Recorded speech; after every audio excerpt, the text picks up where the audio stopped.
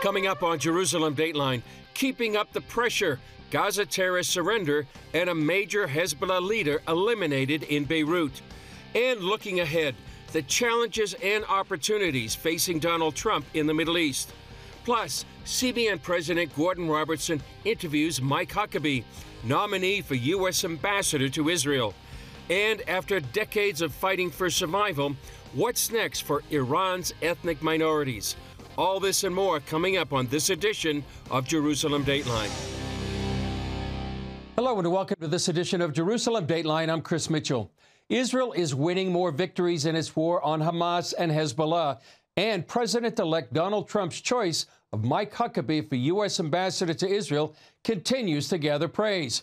Here's the latest, followed by an excerpt from the 700 Club with Gordon Robertson and former Arkansas Governor Mike Huckabee. In waves of attacks, Israel is systematically destroying Hezbollah sites in Beirut and other Lebanese cities. The IDF says Hezbollah spent years building weapons manufacturing facilities in civilian neighborhoods. Before the attacks, the IDF sends evacuation orders to prevent civilian casualties. Over the weekend, Hezbollah spokesman Mohammed Afif was eliminated. Afif served as a key leader in Hezbollah's military operations and propaganda machine.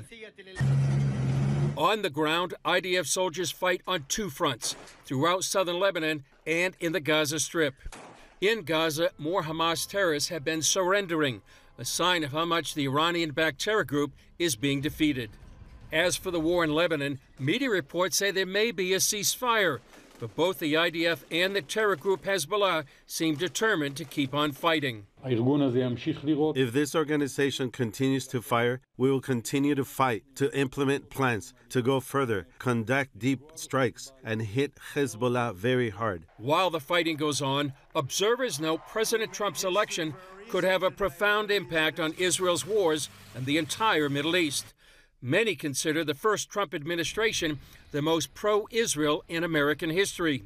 He acknowledged Jerusalem as Israel's capital and moved the American embassy there.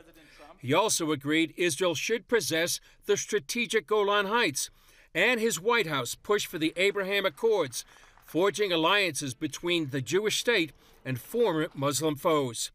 Trump, in his second term, faces many challenges in the Middle East, but also opportunities, including adding more nations to the Abraham Accords.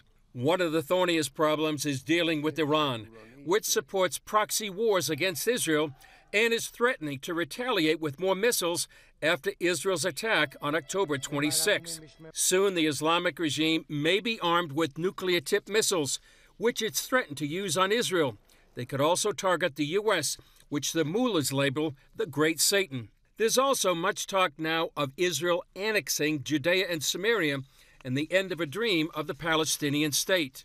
I think it's impossible to speak about two-state solution because it will never happen. You cannot draw a line that can divide and separate the population.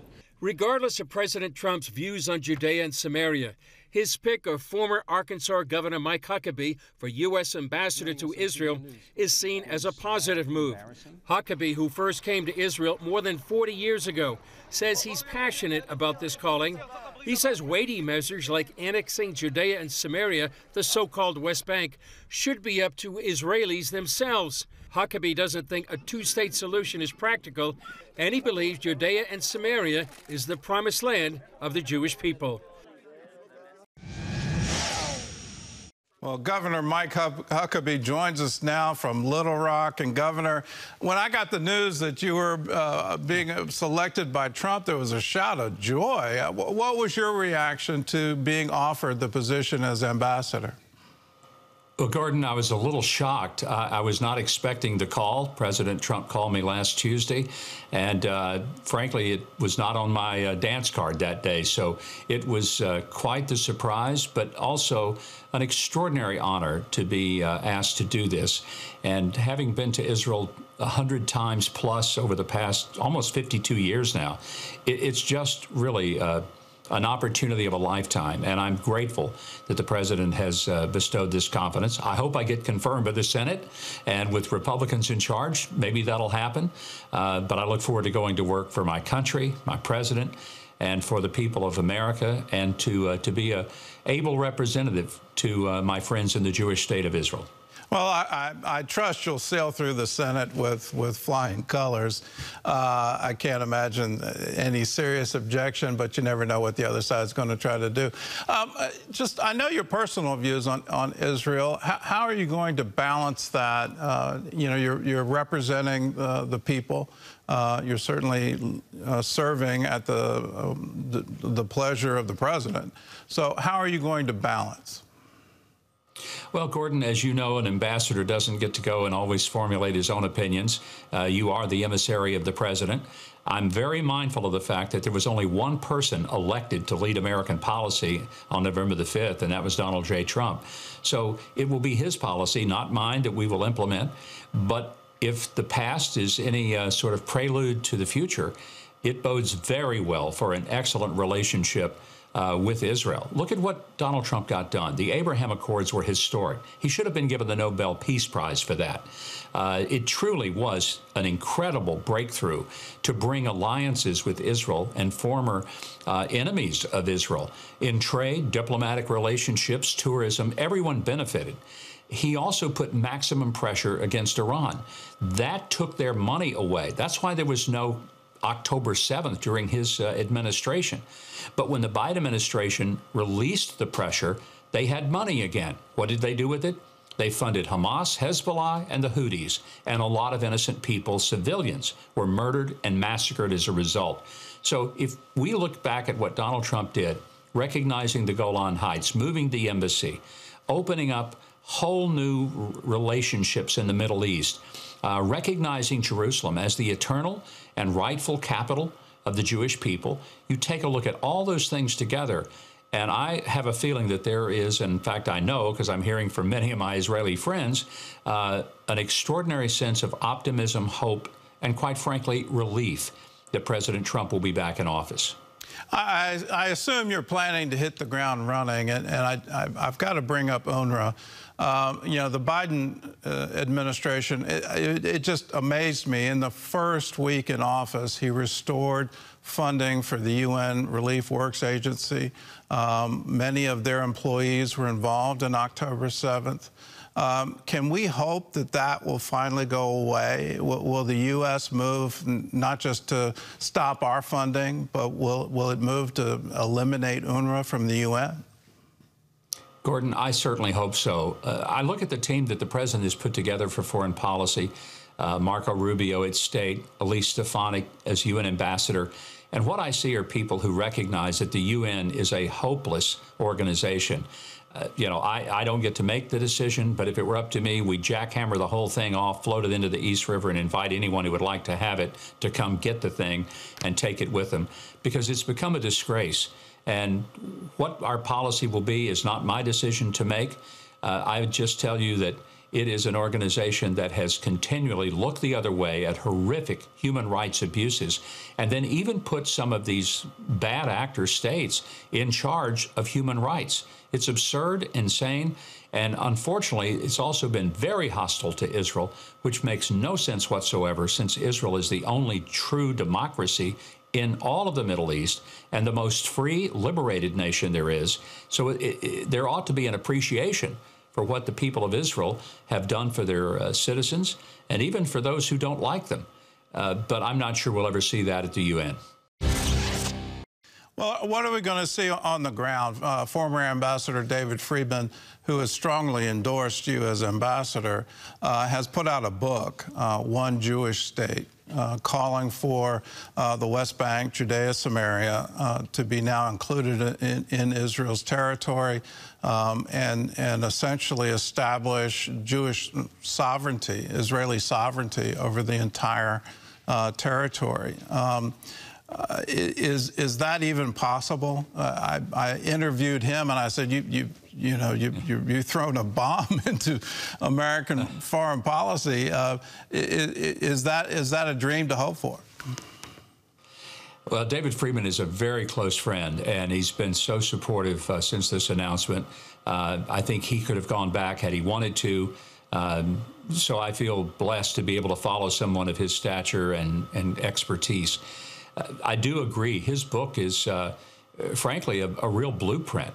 Now, whether it will be the policy, I don't know. But I personally, again, I want to make clear, personal level, I'm not speaking for the administration that will be upcoming, not speaking for President Trump. But this idea of a two-state solution has always been nonsensical to me. You can't have two people claiming the same piece of real estate, and one of those two parties doesn't believe the other one should even exist. That is not a recipe for success. It's a recipe for confusion, disaster, and absolute mayhem. So we've got to quit talking about it. And Republicans have been just as guilty as Democrats over the years, Gordon, as you know, trying to pretend that this was a real solution. It's not a solution. And everything that has been put on the table, everything has been soundly rejected by the Palestinian Authority and by all of those who claim to be part of it. So for anyone to say, well, why doesn't Israel do X? I tell you why. Because when they do propose anything, it's every single time rejected. And one thing we need to put a bigger focus on that the Biden administration has failed in, let's talk about those Americans who are still being held hostage. Maybe 7 Americans still hostage in Gaza, held by Hamas. That should never have taken this long, over 400 days, and that's inexcusable. Well, I'm going to ask you to speak from your heart. You're talking to evangelical Christians. It's certainly not lost on me the importance of you as an evangelical Christian for the past, my near-term memory. It's always been a member of the Jewish community from America being appointed as ambassador to Israel. You as an evangelical Christian, how can Christians pray for you? How can Christians pray for Israel? And what do you view as the significance of your appointment? It is significant. To my knowledge, I'm the first evangelical to ever hold this post, if it happens, and I trust it will. But it's a bigger statement, I think, that the president is saying that evangelical Christians in America strongly support Israel. And we do, as you well know. And I think it's important that as really a group of people who understand how important Israel is, not just to a relationship with the United States, but to peace in the world. My prayer, and the prayer I ask others to pray for me, is that God will use me in that role to bring relationships, to bring new posts of freedom, new relationships among other Muslim-led nations, to expand the Abraham Accords, and ultimately, the simple prayer, pray for the peace of Jerusalem. Israel is warning Iran if it attacks the Jewish state again, it will face devastating consequences. But a number of opposition groups represents perhaps an even greater danger to the mullahs in Tehran. Recently, Israeli Prime Minister Benjamin Netanyahu spoke directly to the Iranian people. Yet there's one thing Khamenei's regime fears more than Israel. You know what it is? It's you, the people of Iran. That's why they spend so much time and money trying to crush your hopes and curb your dreams. Well, I say to you this, don't let your dreams die. I hear your whispers. Women, life, freedom. Iranian-American filmmaker Houman Halili is fueling those dreams through 18 banners posted throughout Israel, celebrating those women defying the regime. I wanted to inspire the women of Iran to keep fighting because what they're doing takes so much courage to show their hair. And when someone gets murdered, I don't want them to be forgotten. Not only do I want them to be remembered, but they're remembered in the Holy Land. The whole world considers this their Holy Land.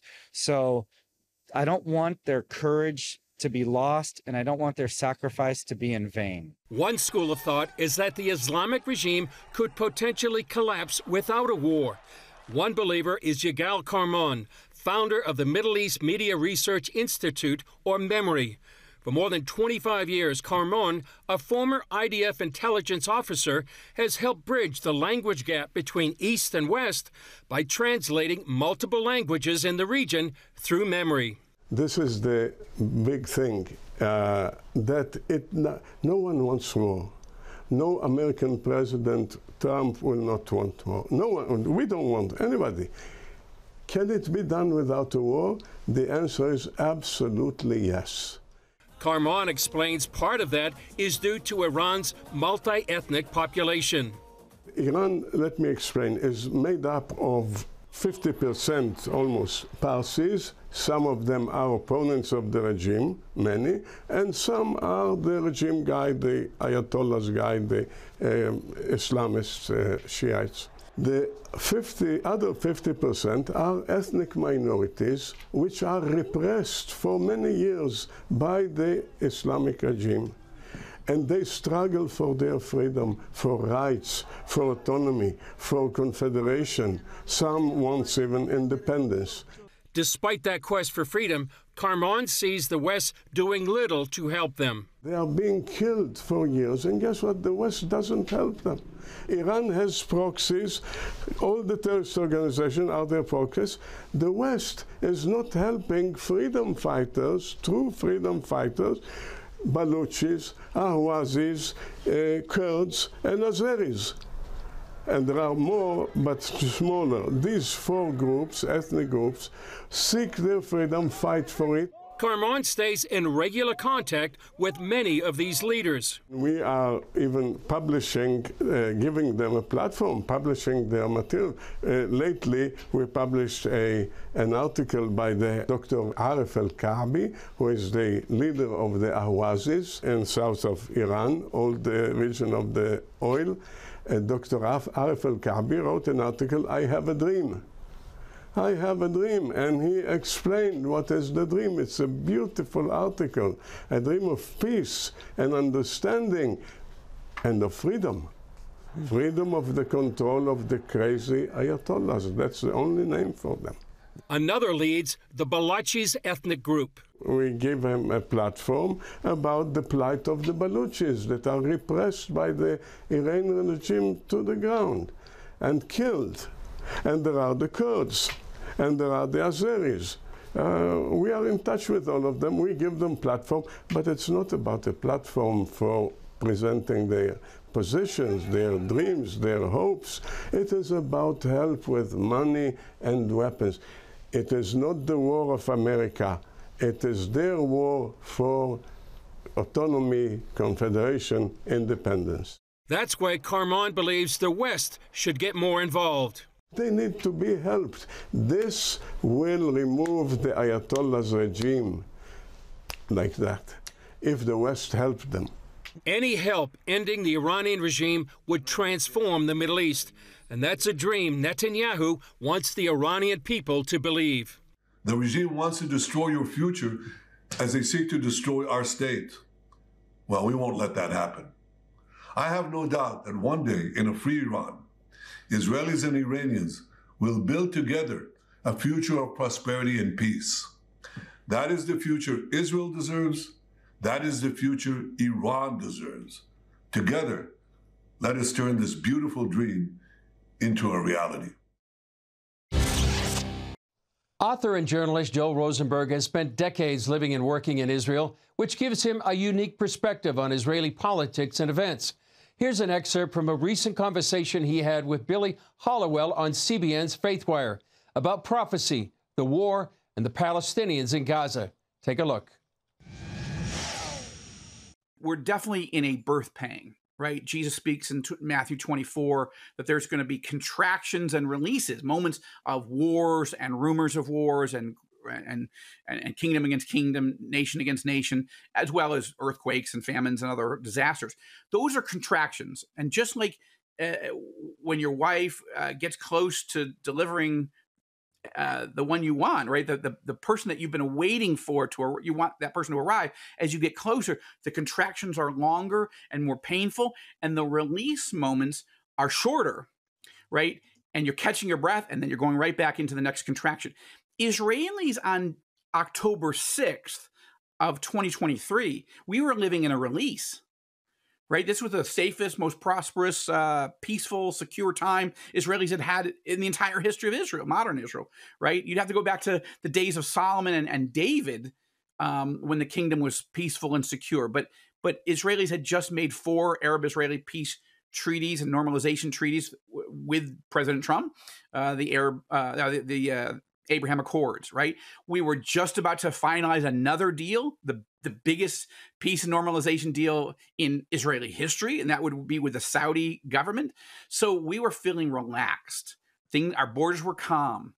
And then we entered on October 7th, the greatest contraction and the longest contraction that we've been through so far. I think the 7-front war that Israel is facing now from enemies from 7 fronts. This is a contraction. So I think that's the most important way to think of it biblically. There's one other, and I would say Amos chapter 9, verse 9. The Hebrew prophet Amos received a word from the Lord, and that was that the Lord said, I will shake the whole house of Israel among the nations. Now, that's happened several times through our history. I think it's a recurring prophecy, but the point is Israel is being shaken more severely today over the last 300 and almost 400 days now than in any other time in modern Israeli history. I don't believe Israel's under judgment. I believe God, in other words, God didn't send this enemy, but God sovereignly allowed it. Why? To shake us, to help us realize that most Israelis either haven't read, don't remember, or don't care about Psalm 23, in which David, our greatest king, told us the Lord is our shepherd, right? And so most Israelis don't think of God as the shepherd, if they even believe in God at all. The problem with that is you don't need the shepherd just to feed you. You need him to protect you. And if you think there isn't a shepherd, if you think you don't need a shepherd, if you think the shepherd is impotent or he's mean or he doesn't care, your problem is you don't seem to understand the rest of Scripture, which is warning you that there are ravenous wolves trying to devour and destroy you. And that's what happened. Israelis forgot temporarily in their feeling of security. We forgot as a nation that there are ravenous wolves trying to destroy us. It seems astonishing to think, how could you forget that? You're Jewish, right? Yes, but it shows what a moment of release, of security we felt like we were in. But I think this is a wake-up call. I will say one last thing, and that is, I believe that the Palestinians of Gaza are going through a judgment, a biblical judgment. The Abrahamic covenant, Genesis 12, 1-3, is clear. God says, I will bless those who bless you, Abraham, Isaac, Jacob, Israel, and I'll curse those who curse you. Now, if you curse Israel every day for 76 years, and you elect a genocidal government, even if later you don't want that, but what are you going to do now? And so this is, I believe we're seeing a judgment. Doesn't mean God doesn't want to show mercy. Also, we need to pray as Christians. Who else is praying for the Palestinians? We need to be. We need to show compassion. But there's a judgment going on from 76 years of hatred, hostility, cursing, and now, an attempt at genocide against Israel and the Jewish people. Well, that's all for this edition of Jerusalem Dateline. Thanks for joining us. Remember, you can follow us on social media, and you can also access CBN content through our CBN News and other CBN apps. And don't forget to sign up for our email blast so you can receive information on breaking news. And please keep praying for Israel, for the peace of Jerusalem, for the IDF soldiers and all those caught in harm's way, and for the hostages in Gaza to come home. I'm Chris Mitchell. For all of us here at the Jerusalem Bureau, we'll see you next time on Jerusalem Dateline.